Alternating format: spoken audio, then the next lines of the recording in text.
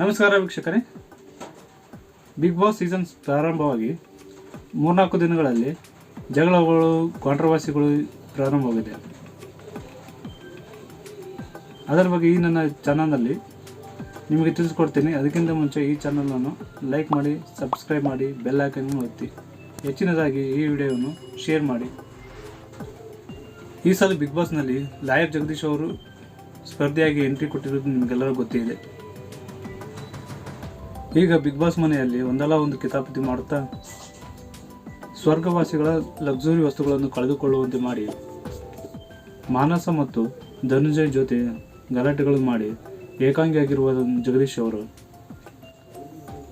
ನರಕವಾಸಿಗಳು ತಿನ್ನುತ್ತಿರುವ ಮೊಸರನ್ನ ಮತ್ತು ರಾಗಿ ಗಂಜಿಯನ್ನು ಇಡೀ ಮನೆಯೇ ತಿನ್ನುವಂತೆ ಮಾಡಿದ್ದಾರೆ. ಲಾಯರ್ ಜಗದೀಶ್ ಅವರು ಕ್ಯಾಮರಾ ಮುಂದೆ ಬಂದು ಬಿಗ್ ಬಾಸ್ ಕಾರ್ಯಕ್ರಮ ಹೇಗೆ ನಡೆಯುತ್ತದೆ ಎಂದು ನಾನು ನೋಡ್ತೀನಿ ಮತ್ತು ಈ ಕಾರ್ಯಕ್ರಮವನ್ನು ನಾನು ಹಾಳು ಮಾಡ್ತೀನಿ ಎಂದು ಧಮಕಿ ಹಾಕಿದರು.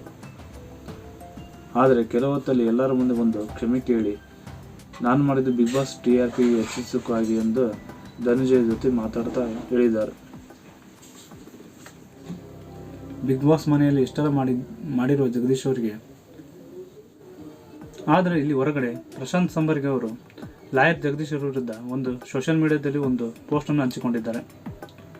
ಲಾಯರ್ ಜಗದೀಶ್ ಅವರ ಸೆಕೆಂಡ್ PUC ಮಾರ್ಕ್ಸ್ ಕಾರ್ಡ್ ನಕಲಿ ಆಗಿರುವುದರಿಂದ ಉಳಿದ ನಂತರದ ಪದವಿಗಳೆಲ್ಲವೂ ಮಾನ್ಯವಿಲ್ಲವೆಂದು, ಉಳಿದ ಪದವಿಗಳನ್ನು ಮತ್ತು ಕಾನೂನು ಪದವಿಯನ್ನು ವಾಪಸ್ ಕೊಡುವಂತೆ ಬಾರ್ ಕೌನ್ಸಿಲ್ ಆದೇಶ ನೀಡಿದೆ ಎಂದು ಪ್ರಶಾಂತ್ ಸಂಬರ್ಗಿ ಅವರು ತನ್ನ ಸೋಷಿಯಲ್ ಮೀಡಿಯಾದಲ್ಲಿ ಒಂದು ಪೋಸ್ಟನ್ನು ಹಂಚಿಕೊಂಡಿದ್ದಾರೆ. ಈ ವಿಷಯ ಎಷ್ಟು ನಿಜವೆಂದು ಖಚಿತವಾಗಿ ಮಾಹಿತಿ ಇಲ್ಲ. ಆದರೆ ಪ್ರಶಾಂತ್ ಸಂಬರ್ಗಿ ತನ್ನ ಸೋಷಿಯಲ್ ಮೀಡಿಯಾದಲ್ಲಿ ಹಂಚಿಕೊಂಡಿರುವ ಪೋಸ್ಟನ್ನು ಇಲ್ಲಿ ನೋಡಬಹುದು.